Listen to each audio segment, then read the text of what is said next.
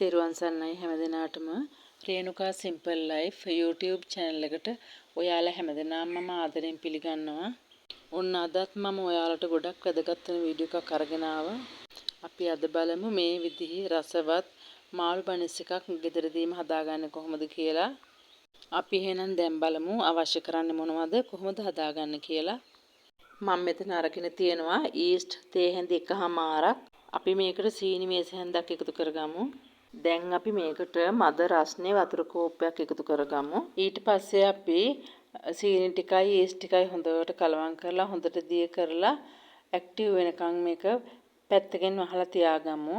මේක අපි විනාඩි 10ක් විතර මේ විදිහට පිපෙන්න වහලා තියලා අපිට උවමනා කරන ඉතිරි දේවල් හරි ගස්සගමු. මම මෙතන පාන් පිටි ග්‍රෑම් 300ක් අරගෙන තියෙනවා.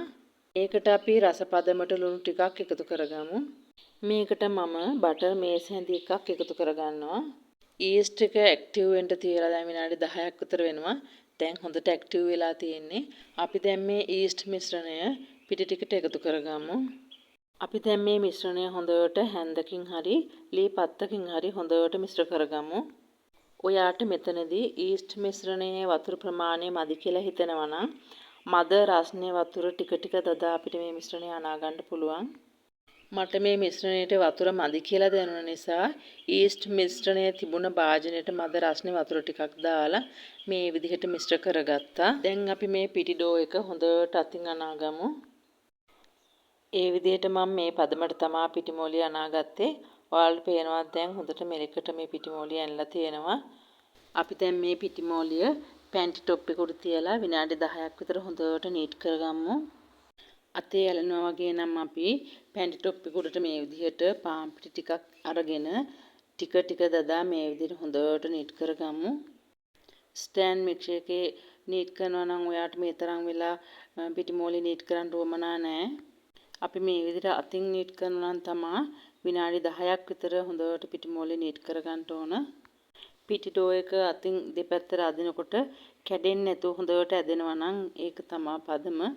ඉතින් මේ විදිහට අපි හොඳට නීට් කරගමු.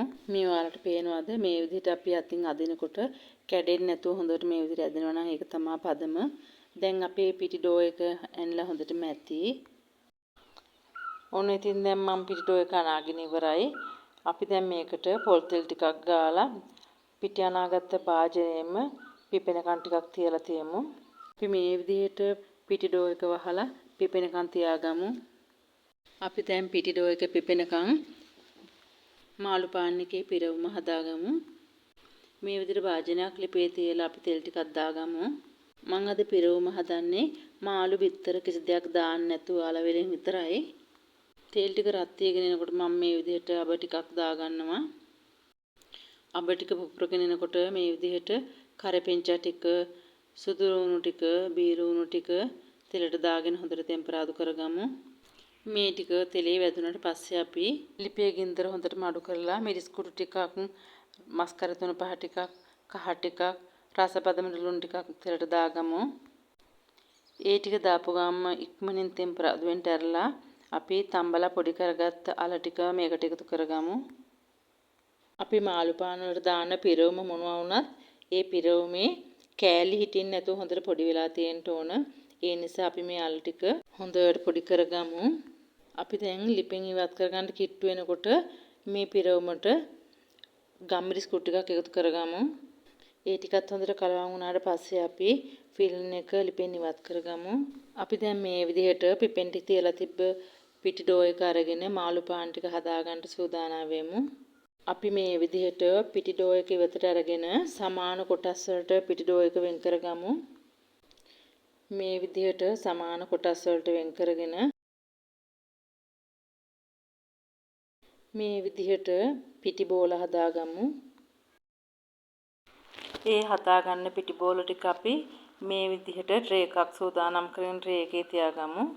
තෙල් ටිකක් හෝ මාජරින් ටිකක් ගාලා මේ විදිහට අපි ට්‍රේ එක සූදානම් කරගමු.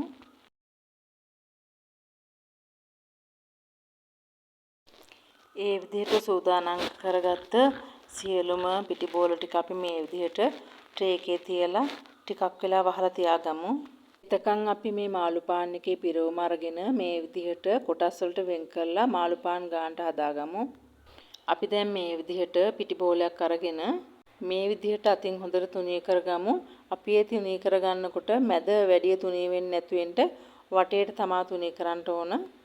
මෙන්න මේ විදිහට ගොඩාක් තුනී වෙන්නේ නැතුව සාමාන්‍ය ගානට තුනී කරගෙන මැද ඉතුරු වෙනට වටේට තුනී කරගෙන අපි පිරවුමෙන් කොටසක් අරගෙන මේ විදිහට හරි මැද තියලා අපි දැන් මාළු පාන් එකේ හැඩයට නමාගමු.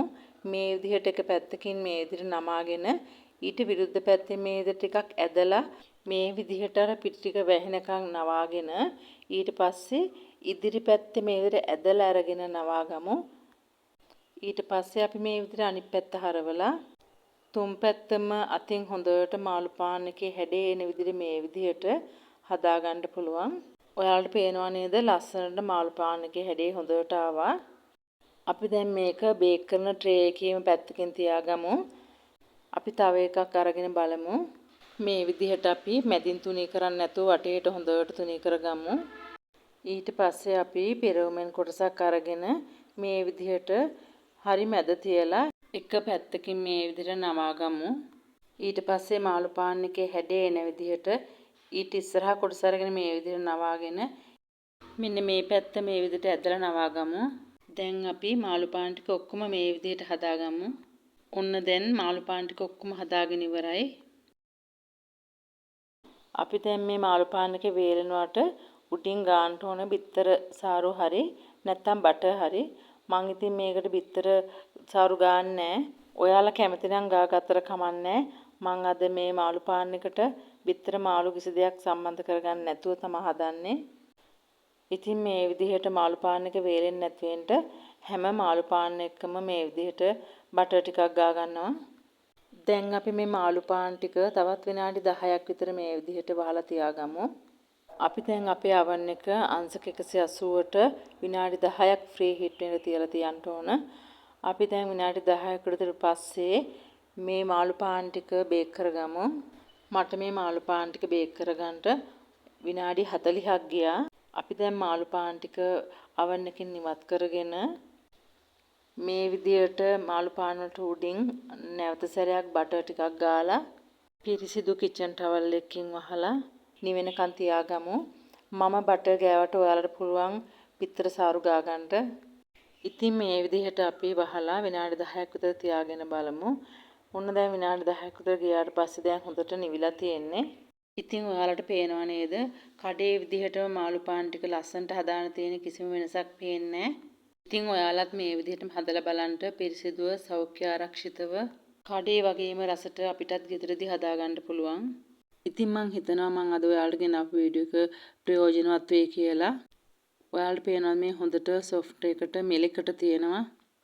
ඉතින් අද මම මේ ගෙනාපු වීඩියෝ එක හොඳයි කියලා හිතෙනවා නම් මගේ channel එක subscribe කරලා නැති යාළුවෝ බලනවා නම් subscribe කරන්න. ඔයාගේ යාළුවන්ට බලන්න share කරන්න, like කරන්න. ඒ වගේම ඔයාලගේ අදහස් දක්වලා comment කරන්න. මම ඔයාලට බනිස් එකක් කඩලා පෙන්නන්නම්. මේ පේනවා නේද? ඇත්තටම හරිම සුවඳට රසට තියෙනවා. ඉතින් ඉදිරියේදීත් මම ඔයාලට වැදගත් වෙන ප්‍රයෝජනවත් වීඩියෝ එකක් අරගෙන එන්නම්. මගේ වීඩියෝ එක නැරඹු ඔයාලට ගොඩාක් ස්තුතියි. ඔයාලා හැමදෙනාටම සුබ දවසක් වේවා. තෙරුවන් සරණයි.